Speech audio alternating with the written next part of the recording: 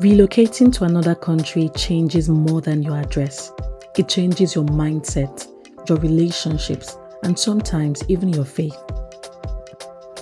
Myself and my husband packed everything that we owned in Nigeria and moved to the UK in the year 2022. It wasn't because we weren't doing too well in Nigeria, but it was because God had opened a new door for us. There was a new opportunity that, awaits us in the UK, and we traveled.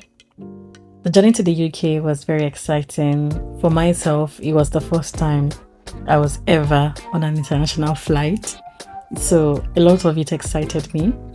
Of course, apart from the layover we had, where we had to wait for hours and all of the drama at the airport. But we got through everything and we finally got to the United Kingdom.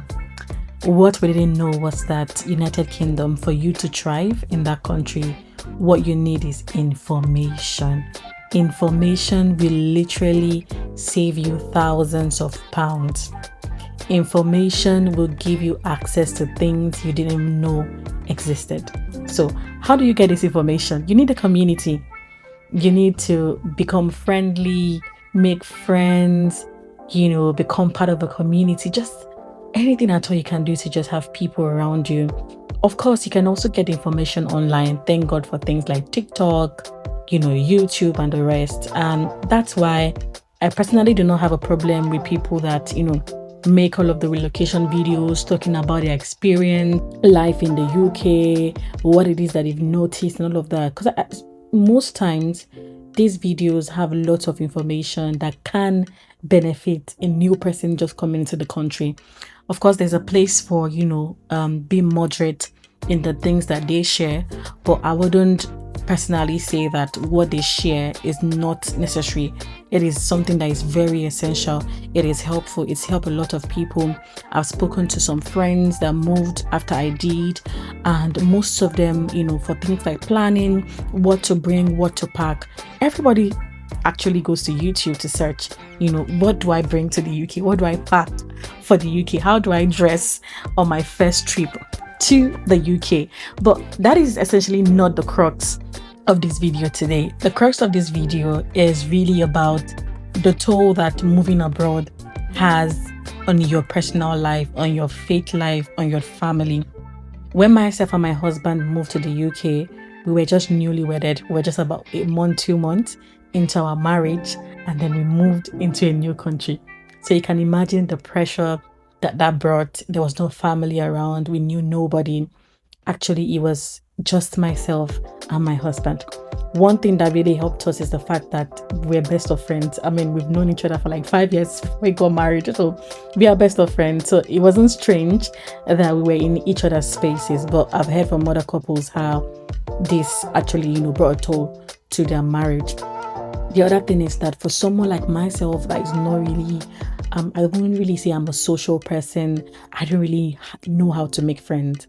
One thing the UK has done to me is that now I have to consciously, proactively make friends.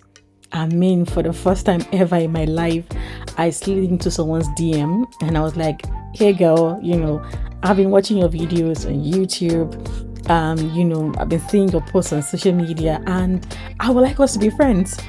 Basically just pitching myself, just because, I needed to make friends. Because the thing is, if you're an introvert like myself and you don't really know how to make small talks and all of that, it'll be very difficult for you to meet people. So you have to be extra intentional about friendship in the UK. And I've also had people that have bad experiences with friendship. People that, they meet Nigerians here or other Africans, they become close, they share their confidential information. And these people literally take those information and then they do harm to the so-called friends. So, it's a very dicey terrain where you need to be very careful in terms of the things you share. And this is where God comes in. God wants to be involved in every part of your life. You might think that, it's just friendship. I can just meet someone once we vibe, that's enough. But that's not true. Not everyone you vibe with or you meet with and like should be in your life, at every point or at any point at all. So you need to ask God Be conscious of it. Ask your Father to say, Lord, I want to make friends. Lead me to people. Another thing I would say is that another very good friend I now have in this country is someone that I actually met in Nigeria. I met this person in Nigeria, and after a few years, I think it was when I went to do my ICANN, and after a few years, we were still seeing each other's status on WhatsApp, but we were not just that close. You get what I mean? But the way God would arrange it, right? God made it in such a way that one thing or the other brought us back together. And now, we are so close. We talk almost every day now. We share a lot of things together. We point to each other. We encourage each other in each other's pursuits and plans. And for me, that's the importance of actually praying about it.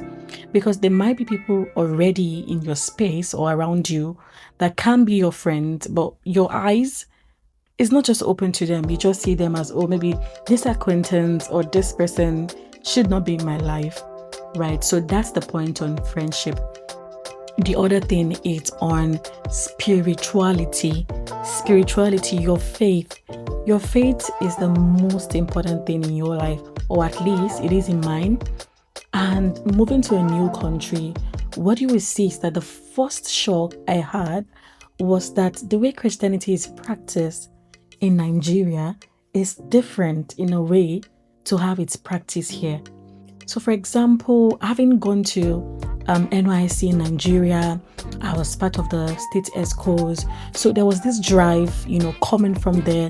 And before I moved and got married, I was attending a charismatic church with youth, very active youth, people on fire for God. But when you come into the UK, you know what the Bible calls lasciviousness. Or I would just say, just this laid back attitude towards religion. And it's really because people feel like they have everything that they need. So for example, in Nigeria, you don't have things like light. You literally pray to God to say, Lord, I want to iron my clothes. Please make sure NEPA or EEDC or whatever does not take the light, cut out the power supply before I have to iron my clothes. That is not the case in the United Kingdom. You have 24 hours power supply. Imagine the light is just there looking at you. So you can decide to charge your phone or not. You're not praying to God to meet the bus at the bus stop, because you know that if you get there, by the time the Google map is telling you to get there, you will meet the bus or the train at the train station or bus station. So you can imagine, and people live on credit. Even if you don't have money to buy something, once you have a credit card, you can afford it. Not really that you can afford it, but you can at least get it. So in the United Kingdom, people have this false sense of sufficiency, of just, being enough, or being okay. And people are fine with that. They do not want to pursue God. And you see, even when there are events, watch most of the church events, you will see that most of it, you will find Nigerians in them.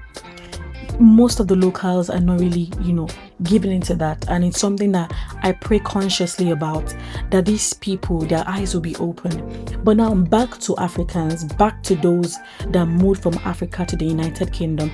Something happens if you stay in this country for so long without connecting yourself to a Bible-believing church. Emphasis on Bible-believing church. I beg you in the name of God, if you're planning to relocate, because I know some of you are watching this because you plan to relocate someday, or you are already in the process, do not attend any church because it is popular or because there was a program they had and you saw the advert from Nigeria.